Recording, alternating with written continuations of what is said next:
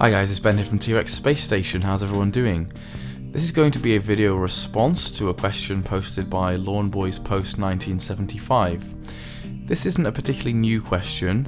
I believe it's been doing the rounds for a while, but it's one that I've not actually answered before, and seeing Dave's post on it made me get thinking about it. The question that's asked is, if you could choose to have only one system from now and for the rest of your life, what would you pick? And PC is excluded from this. I have seen some comments on his post saying that might be unfair, and I guess I'm not sure how I feel about that. I think the reason why it's excluded is because the PC could be considered to be one of the most versatile ways of playing games, because it can pretty much cover a huge amount of time, all the way back to DOS, if you've got the right software on there. And it does tend to get a lot of the releases from consoles as well. But on the other hand, there are plenty of people that say PCs have got their downsides. The constant updating, the graphics incompatibilities, all of the maintenance that needs to go into them.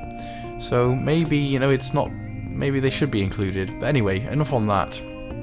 This is a difficult question to answer because you have to think about a lot of different factors. For me, the first thing that I was thinking of was, you kind of want a system that's going to have a bit of diversity, and by that I mean it should be a backwards compatible system, because there you've instantly sort of doubled the availability of games that you can be playing. And for me there was only really one system that had to come out for that, and that was the PlayStation 2. The reason why I have to choose the PlayStation 2 is because of the absolutely huge library of games that are available for it. It is one of those systems that almost seems to be infinite in the number of games that came out for it. If I think about when I got it, when I was at high school, and all the way to now, I'm still discovering new titles to play on it, which is kind of an example of, to me, of how prolific game creators were for that system. It was an important system for me in my youth. It was the first system when I saw the 3D Grand Theft Auto games, and that really transformed my understanding of the game world and how game makers could create a dynamic, realistic, living, breathing, in inverted commas as they always say, city. And those games really took a lot of my attention and a lot of my time, and I became pretty obsessed with them. Certainly really impressive, groundbreaking titles to my mind. And there were other, you've got big staple games there that would occupy your attention for a long period of time. I think that if you're choosing a system for life, you're gonna have to have pretty much a bit of everything, but it needs to have epic titles, and so the PlayStation 2 is pretty well fitted with RPGs, especially from the Final Fantasy point of view. You had Final Fantasy X, which wasn't one that I actually bought at the time of release, but I have played recently and really enjoyed. It's certainly a different one to the other titles, and some of the voice acting is terrible. But I actually really enjoyed Final Fantasy XII, and I played that through a couple of times and really enjoyed it. One of the things that game added was the non-random encounters. You can actually see enemies in the real world and decide whether to take them on or not. And I really enjoyed the characters and the exploration and the environments on Final Fantasy XII. So that would be a standout for me. Plus you have the Metal Gear Solid games. The backwards compatibility part is important for me as well. One of the big regrets that I had was selling my PlayStation 1 collection. Well, actually not selling it, but giving it away. And if I had only one thing over my life, I'd probably look at recollecting or reinstating that PlayStation 1 collection. And again, that was a very, very big system with a lot of groundbreaking games, especially some of those early 3D action games, Croc, Crash Bandicoot, Spyro, things like that. And it would be kind of fun for me to go back and revisit those and slowly accumulate them again. And there were a lot of PlayStation 1 games that I really enjoyed the multiplayer on, especially Bomberman and Quake 2. I used to really like getting the multi-tap out and playing those games in 4-player, and so I would probably go for something like that, and I could do that again. I did think about something like the Xbox 360, which is another very, very impressive system because of the variety of titles that are on it. and it does have Xbox backwards compatibility.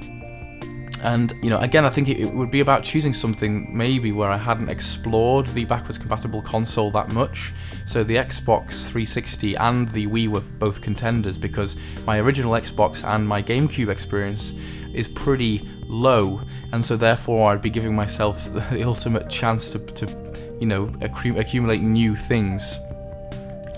The Mega Drive is probably my favourite system overall, ever, because of the nostalgia for me.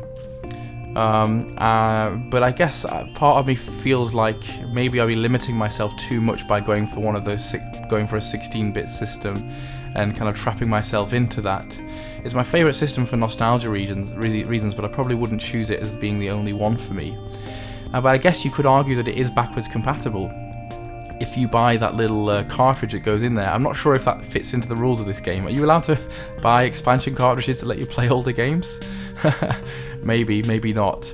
But I guess if I had a Mega Drive and a complete collection, or an Everdrive or something, that would keep me bloody entertained. But anyway, I'm going to go with the PS2. Such an awesome system, great graphics, great games, and I've got a new cable for it that gives it that extra level of output. Is it component?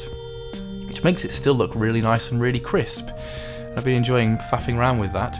Anyway, there's my 2 pence on that one. Really good question, and I'd like to hear your response in the comments below, guys, so let me know, and I'll post a link to Dave's video also. Before I finish, I would like to just give a quick shout out to a really good channel that I've been watching in recent weeks and months. The channel is called Down the Rabbit Hole, and the guy that presents it is a really nice guy, and I've been really impressed by the presentation of the videos. It's a really interesting channel with a very dynamic spread of things, especially with some Vectrex, which is always really impressive to see. Don't see a great deal of Vectrex stuff out there. But the channel has gameplay videos, it has lightsabers, it's got weaponry, which weaponry is not really my thing, but what I really liked was a recent video that he did showing off the Game Boy Advance AGS 101, which is a lovely piece of kit that I've had my eye on for a time. And I think that the videos is presented really clearly, the guy's really friendly, he's quite active in the community and comments on my videos, and doesn't have that many subs. So I'd really like it if you guys would check out his channel and go comment and subscribe, because I think that good channels like that deserve a bit of a boost, and it'd be nice to see him increasing in numbers. So okay guys, thanks for watching, and I'll speak to you all soon. Bye.